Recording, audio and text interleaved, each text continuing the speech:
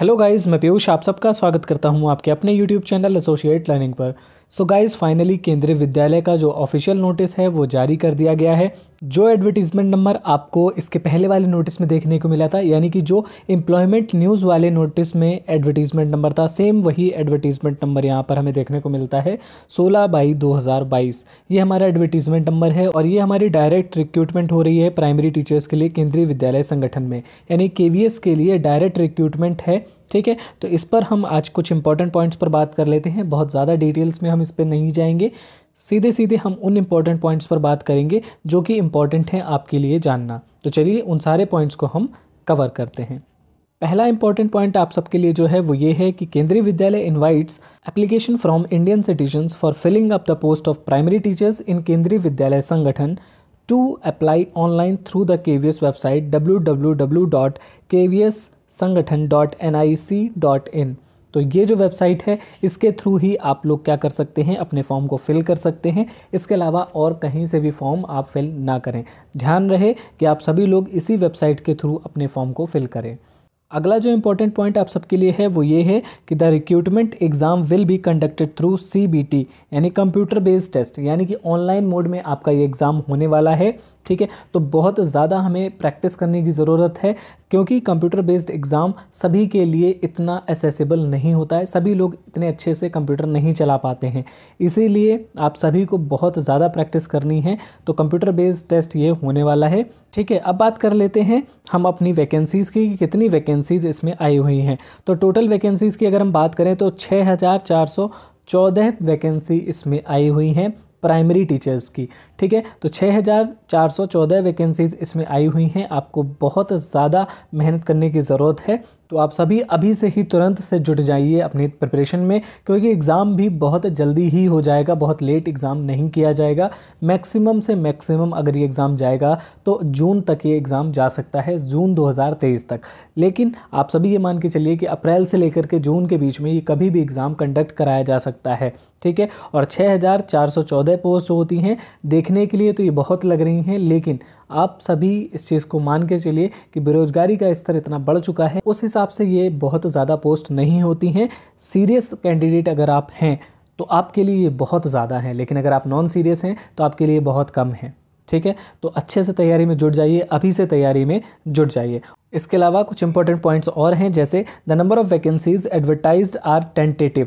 ये जो वैकेंसीज निकाली गई हैं ये टेंटेटिव हैं, यानी कि फिक्स नहीं है कितनी ही रहेंगी, इनको घटाया बढ़ाया भी जा सकता है। तो ये सारी चीज़ें भी आपको ध्यान में रखनी है कि अगर 6414 पोस्ट निकाली गई हैं तो ज़रूरी नहीं कि इतने पे ही भर्ती की जाएगी। हो सकता है इनको कम कर दिया जाए या हो सकता है इनको बढ़ा दिया जाए। ठीक है, तो ये सब भी आपको ध्यान रखना है। रिजर्वेशन जैसे दिया जाता है वैसे ही रहेगा। एज का जो रिलैक्सेशन है वो भी उसी तरीके से दिया जाएगा। बात कर लेते हैं एलिजिबिलिटी क्राइटेरिया की कि कौन कौन इसमें एलिजिबल है। तो सबसे पहले हम देखते हैं पे मैट्रिक्स लेवल जो है वो 6 लेवल का है, यानी कि 35,400 से लेकर के 1,12,400 रुपये तक आपकी सैलरी जा सकती है। अपर एज लिमिट जो है वो 30 ईयर्स है, यानी मैक्सिमम जो लोग इसमें अप्लाई कर सकते हैं उनकी एज कितनी होनी चाहिए, 30 साल। 30 साल के ऊपर के व्यक्ति इसमें अप्लाई नहीं कर सकते। अब क्या क्या क्वालिफिकेशंस होनी चाहिए उस पर बात कर लेते हैं। जो पहली एसेंशियल क्वालिफिकेशन हमारे पास होनी चाहिए वो क्या होनी चाहिए, सीनियर सेकेंडरी और it's equivalent with at least 50% marks. Senior secondary का मतलब 12th जो होता है हमारा, 12th आपके पास होना चाहिए, वो भी 50% मार्क्स कम से कम होना चाहिए। And 2 year diploma in elementary education, या फिर जो आपका डिप्लोमा होता है एलिमेंट्री एजुकेशन में, यानी कि DLED जिसे हम कहते हैं, या तो साथ में ही वो भी होना चाहिए।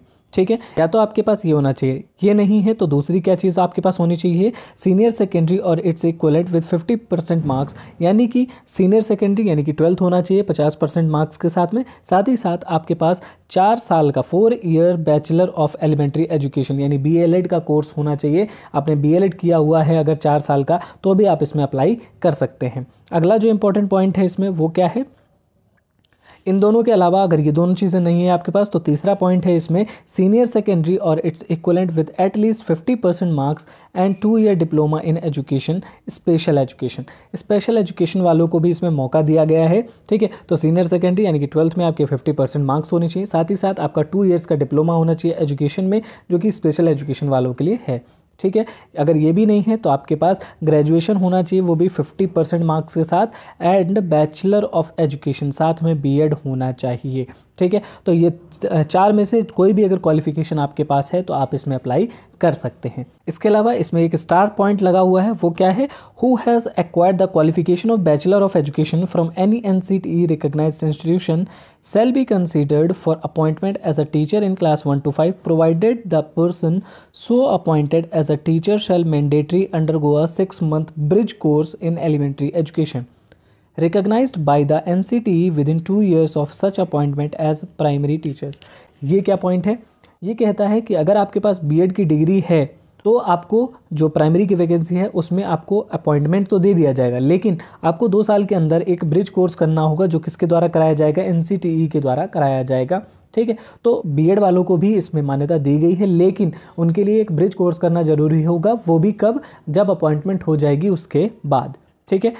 तो ये हमारे इंपॉर्टेंट पॉइंट थे, क्या हमारे पास क्वालिफिकेशन होनी चाहिए। दूसरा पॉइंट है इसमें आपके पास सीटेट होना चाहिए पेपर 1 का, ठीक है। सीटेट आपका क्वालिफाई होना चाहिए। अपेयरिंग वालों को अभी इसमें कंसीडर नहीं किया गया है, ठीक है। हो सकता है आगे नोटिस में कुछ बदलाव किया जाए, पर अभी अगर हम देखें तो इस नोटिस में ऐसा कुछ नहीं कहा गया है कि सीटेट जो अपेयरिंग वाले हैं उनको मौका दिया जाएगा, यानी कि अभी ये मानकर ना चलिए कि जो सीटेट अपेयरिंग हैं उनको मौका दिया जाएगा, ठीक है। तो आपके पास क्या होना चाहिए, आपके पास कोई आपका 12th कंप्लीट होना चाहिए, ग्रेजुएशन होनी चाहिए, उसके साथ साथ जो भी मैंने ऊपर बताया वो होना चाहिए, साथ में सीटेट कंप्लीट होना चाहिए, और proficiency to teach through Hindi और इंग्लिश मीडियम, साथ ही साथ आपको हिंदी और इंग्लिश में पढ़ाना भी आना चाहिए, क्योंकि आगे इंटरव्यू लिया जाएगा और हो सकता है आपसे पढ़वा कर भी देखा जाए, इसलिए बहुत अच्छे से हिंदी और इंग्लिश पर भी कमांड बना लीजिए, ठीक है। साथ में डिज़ायरेबल ये भी आपसे आशा की जाती है कि आपको कंप्यूटर पर काम करने की भी थोड़ी बहुत जानकारी हो, ठीक है। तो ये सारी चीज़ें आपकी क्या थी एसेंशियल क्वालिफिकेशंस में, कि आपके पास क्या क्या होना चाहिए, ठीक है। एक जो इंपॉर्टेंट पॉइंट इसमें और दिया हुआ है वो ये है हमारा कि BEd candidates can apply and go through the selection process, but their inclusion in the panel based on merit will be subject to the outcome of the SLP in the Honorable Supreme Court. However, once the candidate appears in written examination, fee paid by the candidate will not be refunded. एक चीज़ जो इन्होंने important point के तौर पर दी हुई है कि BEd candidates को इस पूरी प्रक्रिया में शामिल किया जाएगा, वो इसमें पार्टिसिपेट कर सकते हैं, यानी पूरे प्रोसेस को वो कंप्लीट कर सकते हैं, लेकिन उनको जो अपॉइंटमेंट दी जाएगी वो सुप्रीम कोर्ट के ऑर्डर के अकॉर्डिंग ही दी जाएगी। अगर सुप्रीम कोर्ट ये ऑर्डर कर देता है कि बीएड को प्राइमरी से बाहर कर दिया जाए तो बीएड वाले जो बच्चे हैं उनको बाहर कर दिया जाएगा, यानी उनको ये पोस्ट नहीं दी जाएंगी, यानी कि उनको इन पोस्ट पर अपॉइंटमेंट नहीं दी जाएगी। लेकिन अगर सुप्रीम कोर्ट ये कहता है कि बीएड वालों को अलाउ किया जाए तो फिर ये आपको इसमें अपॉइंटमेंट दे दी जाएगी, ठीक है। तो ये बहुत इंपॉर्टेंट पॉइंट है, ये आपको ज़रूर अपने दिमाग में ध्यान रखना है। साथ ही साथ इसमें यह भी लिखा हुआ है कि जो भी फ़ीस आप जमा करेंगे वो आपको रिफ़ंड नहीं की जाएगी, ठीक है। तो ये चीज़ भी आप ध्यान में ज़रूर रखें। इसके अलावा आप देख रहे हैं एज रिलैक्सेशन, ये आप अपने हिसाब से देख लीजिए, आप जिस भी उसमें कैटेगरी में लाइक करते हैं आपकी एज रिलैक्सेशन उसी के अकॉर्डिंग इसमें दी हुई है, ठीक है। तो आप सभी लोग अपनी एज रिलैक्सेशन अगर आपको लेना है तो आप देख लीजिएगा, वरना जो जनरल है वो मैक्सिमम कितनी है 30 साल की, 30 साल से जो अगर ऊपर हो चुके हैं तो आप इस फॉर्म को अप्लाई नहीं कर सकते। आप किस तरीके से फॉर्म को अप्लाई कर सकते हैं तो इस पर मैं एक डिटेल वीडियो लेकर के आऊँगा, तो आपको मैं वहाँ पर सारा बताऊँगा कि किस तरीके से आप अपने फॉर्म को अप्लाई कर सकते हैं, ठीक है। जैसे ही फॉर्म ओपन होगा मैं इस पर एक डिटेल वीडियो बना दूँगा। अब बात करते हैं डेट्स की। इन्होंने कुछ इंपॉर्टेंट डेट्स भी बता दी हैं, जैसे commencement of online submission of KVS website. ये जो फॉर्म है वो कब से फॉर्म फिल होना स्टार्ट हो जाएगा, वो 5 तारीख से फॉर्म फिल होना स्टार्ट हो जाएगा। 5 तारीख को 10 बजे से ये स्टार्ट हो जाएगा। ये लास्ट डेट इसकी कब बताई गई है तो 26/12 इसकी लास्ट डेट बताई गई है। आप रात के 12 बजे से पहले इस फॉर्म को सबमिट कर सकते हैं, ठीक है। Date of written test tentative date है वो भी अभी इन्होंने बताई नहीं है, वो भी इन्होंने कहा है कि will be notified on the KVS website. तो ये भी आपको टाइम के साथ में KVS की वेबसाइट पर देखने को मिल जाएगी, ठीक है। तो ये सारी चीज़ें थी जो आप सभी के लिए बहुत इंपॉर्टेंट थी। अगर आप एक सीरियस कैंडिडेट हैं तो अभी से तैयारी में जुट जाइए, क्योंकि 4 से 5 महीने का टाइम आपको मिलने वाला है, और जो कि बहुत कम है अगर आप अच्छे से तैयारी करते हैं और अपना सिलेक्शन लेना चाहते हैं,